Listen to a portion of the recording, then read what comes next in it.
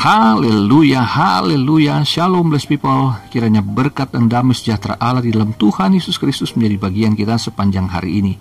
Jumpa lagi bersama saya Pendeta Theodorus dari Rumah Berkat House of Blessing. Tema kita hari ini adalah melakukan kehendak Allah pada zamannya. Firman Tuhan terambil dari Kisah Para Rasul pasal yang ke-13 ayat yang ke-36. Yuk baca bersama firman Tuhan. Sebab Daud melakukan kehendak Allah pada zamannya, lalu ia mangkat dan dibaringkan di samping nenek moyangnya, dan ia memang diserahkan kepada kebinasaan. Nah, blessed people, kita baru saja menyaksikan minggu yang lalu Ratu Elizabeth yang kedua dari Inggris mangkat atau meninggal dunia pada usia yang ke-96 tahun, di mana beliau telah berkuasa menjadi Ratu Inggris selama 70 tahun. Ini cukup lama ya bagi seorang raja atau ratu di zaman modern.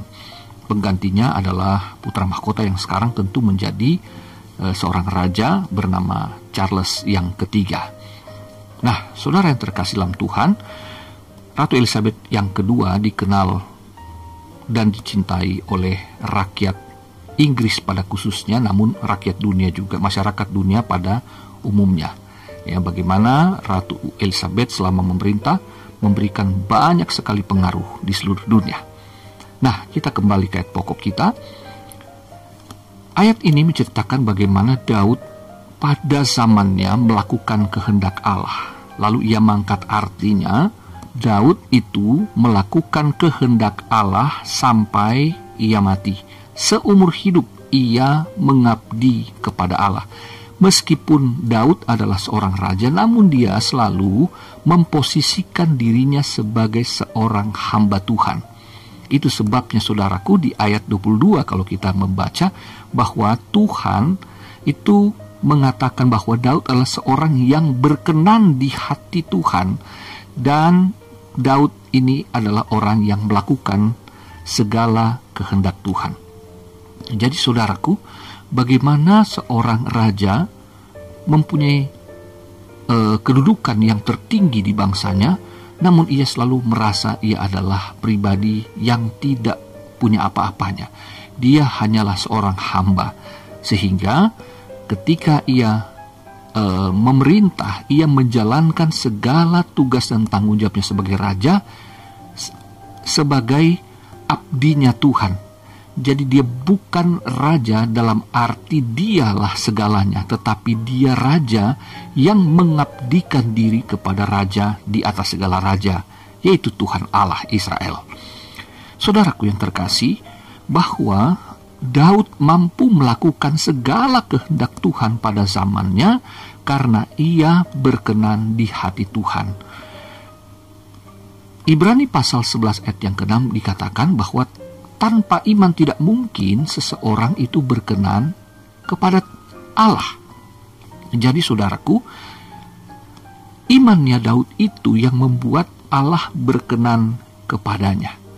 Nah, perkenanan Allah inilah yang memampukan Daud untuk melakukan segala kehendaknya. Orang yang beriman, yang sungguh-sungguh beriman kepada Tuhan, pastilah orang yang mau melakukan kehendak Allah. Menariknya pada zamannya, berarti apa yang Daud lakukan itu dapat disaksikan oleh orang-orang pada zamannya. Pengaruhnya kepada orang-orang sesamanya, akibat-akibatnya pun pada orang-orang sesamanya. Tetapi jangan lupa bahwa Daud pun dalam pemerintahannya punya cacat yang sangat parah, yang fatal. Kita tahu tentang kasusnya dengan Batsheba. Dan kasus yang kedua yang sama buruknya adalah ketika Daud menghitung pasukan Israel, dan itu dimurkai Tuhan. Namun demikian, ia adalah orang yang berkenan kepada Allah karena hatinya yang benar. Iman kepada Tuhan yang meyakini Tuhan adalah Allah yang adil, itu yang menyebabkan Daud bertobat sungguh-sungguh dan tidak mengulangi perbuatannya. Daud merasa lebih baik dia kehilangan jabatan rajanya dibandingkan kehilangan roh Allah. Itu dapat kita saksikan dalam Mazmur pasal 51. Nah, blessed people yang terkasih dalam Tuhan, orang yang melakukan kehendak Allah pada zamannya, Daud pada saat dia muda, zamannya itu adalah zaman di mana Saul sebagai rajanya. Pemerintahan Saul buruk, ya. Bagaimana Israel tidak sebaik pada zaman Daud. Tapi Daud hidup benar di hadapan Tuhan, ya. Ia hidup di bawah asuhan orang tuanya, menjadi anak yang taat dan patuh kepada orang tuanya, mengabdi kepada orang tuanya, dan spirit itu dia bawa sampai ke medan pertempuran ketika dia berhadapan dengan Goliat pada saat Saul dan pasukannya ketakutan. Saudaraku, ia melakukan kehendak Allah. Ketika Saul dan pasukan takut menghadapi Goliat, ia melakukan kehendak Allah dalam artian bahwa ini sebagai raja yang diurapi oleh Samuel pada 1 Samuel pasal 16 itu, Daud melakukan kehendak Allah untuk menyatakan kekuasaan Tuhan terhadap musuh-musuh daripada Tuhan yang direpresentasikan oleh Goliat dan bangsa Filistin. Daud melakukan kehendak Allah ketika ia menjadi raja yang mempersatukan antara kerajaan Yehuda dengan kerajaan Israel yang didukung oleh suku Benyamin dan 10 suku yang lain. Jadi Daud ini pada akhirnya menggambarkan datangnya Mesias sebagai raja yang memerintah dunia, yang menyatukan seluruh dunia, seluruh manusia di bawah Mesias Agung Yesus Kristus untuk dipersatukan dengan Tuhan Allah. Nah, itu sebetulnya pesan di dalam Kisah Para Rasul pasal yang ke-13 ini, saudaraku. Ya, kalau kita membaca seterusnya bagaimana Daud dibandingkan dengan Kristus. Nah, saudara, tapi dalam kehidupan sehari-hari kita belajar bagaimana seperti Daud yang melakukan kehendak Allah pada zamannya. Di zaman ini, saudara, kita butuh iman besar. Ya, tantangannya begitu besar. Tetapi kita jangan lupa bahwa zaman ini harus terjadi seperti ini, tetapi kita tidak boleh hanyut di dalam zaman yang diperintah dalam tanda kutip oleh Saul, yang tidak takut Tuhan, yang tidak menurut kehendak Tuhan, ya. Tetapi kita yang harus tetap tunduk pada pemerintahan yang tidak mengenal Tuhan sekalipun, seperti kata Rasul Paulus dalam Roma pasal 13, namun kita melaksanakan kehendak raja dari segala raja Tuhan yang mulia itu. Saudara, tidak mudah, tetapi mungkin untuk dilaksanakan. Kita harus punya iman besar untuk melakukan kehendak Allah di dalam keseharian kita. Ketika dunia mencoba untuk menyeret kita ke dalam kehidupan yang berdosa, maka kita harus dengan berani dan tegas untuk menolaknya. Di Perjanjian Lama sebetulnya sudah ada contoh yang begitu indah dalam Kejadian pasal 6 tentang Nuh. Di Kejadian pasal 6 itu ayat yang ke-9 dikatakan bahwa Nuh adalah seorang yang benar dan tidak bercela di antara orang-orang sesamanya. Nah, kuncinya apa? Nuh hidup bergaul dengan Allah. Nah, bergaul dengan Allah berarti kehidupan yang memiliki iman untuk senantiasa berfellowship, ya, untuk bersekutu dengan Tuhan apapun yang terjadi. Nah, karena kata bergaul di situ dari teks Ibrani itu adalah bergaul dengan Allah yang menjadi satu kebiasaan di mana kita akan senantiasa bersama dengan Tuhan, apakah itu naik ataupun turun. Nah, jadi saudaraku, di zaman ini, di masa kita sekarang ini adalah masa yang belum pulih pasca pandemi COVID-19. Tetapi kita percaya bahwa tidak ada alasan untuk orang beriman, untuk orang yang takut akan Tuhan. Kita harus ikut-ikutan untuk berkompromi dengan dunia demi terpenuhinya kebutuhan-kebutuhan lahiriah kita. Kita harus berpegang teguh kepada Tuhan, kepada firman Tuhan di dalam pekerjaan kita. Meskipun mungkin saat ini pendapatan saudara, hasil kerja saudara, proyek saudara belum pulih, ya, usaha-usaha bisnis saudara belum pulih, namun jangan pernah tergoda untuk mengikuti orang-orang di zaman yang menginstankan atau menghalalkan segala sesuatunya.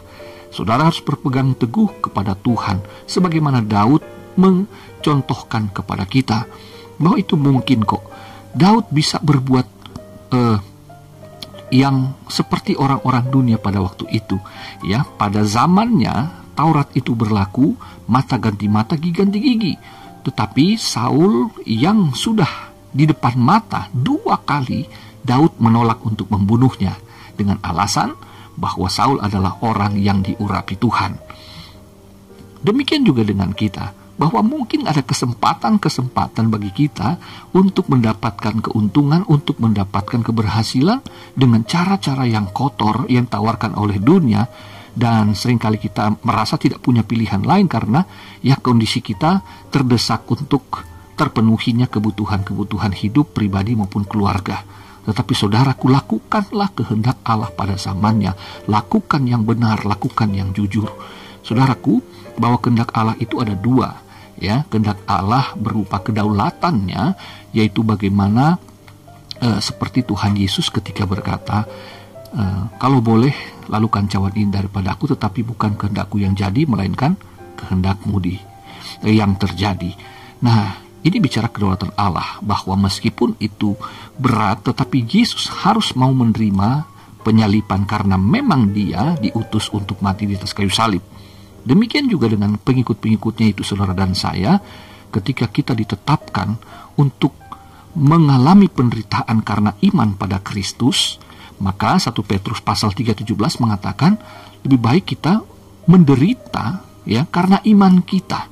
Ya, karena iman kita menderita itu harus diterima karena itu kehendak Allah dibandingkan kita berbuat yang jahat. Tapi kalau kita berbuat benar dan kita menderita karenanya, itu merupakan kehendak Allah, kata Rasul Petrus. Nah, jadi saudaraku, meskipun mungkin sulit, tetapi ketika saudara mau tetap melakukan apa yang baik dan apa yang benar di hadapan Tuhan sesuai firman-Nya, maka saudaraku akan menderita secara mungkin secara mental, secara batin, atau mungkin juga secara fisik, secara keuangan dan sebagainya. Namun saudaraku, kemenangan akhir itu tetap menjadi milik orang beriman karena Tuhan tidak mungkin ingkar janji. Nah, saudara, yang kedua, bahwa kehendak Allah itu merupakan perintahnya. Ya, jadi ada perintah bahwa kita harus menjauhi percabulan dalam 1 Tesalonika pasal yang keempat ayat yang ketiga.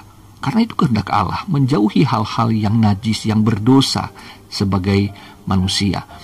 Kemudian, perintah yang sederhana yang seringkali dilupakan oleh orang Kristen adalah 1 Tesalonika pasal yang kelima ayat 16 sampai ayat 18. Apa itu? Bersukacitalah, berdoa, tetaplah berdoa, dan mengucap syukur dalam segala hal. Jadi bersukacitalah senantiasa, tetaplah berdoa, dan mengucap syukur dalam segala hal. Karena itulah yang menjadi kehendak Allah. Nah, apakah saudara tetap mampu untuk bersukacita, tetap mampu bersyukur, ya, tetap berdoa meskipun BBM naik, meskipun mungkin pendapatan kita menurun, harganya naik sementara gaji kita tidak ikut naik? Saudaraku, kita harus mempercayai firman Tuhan. Kita harus tetap bekerja.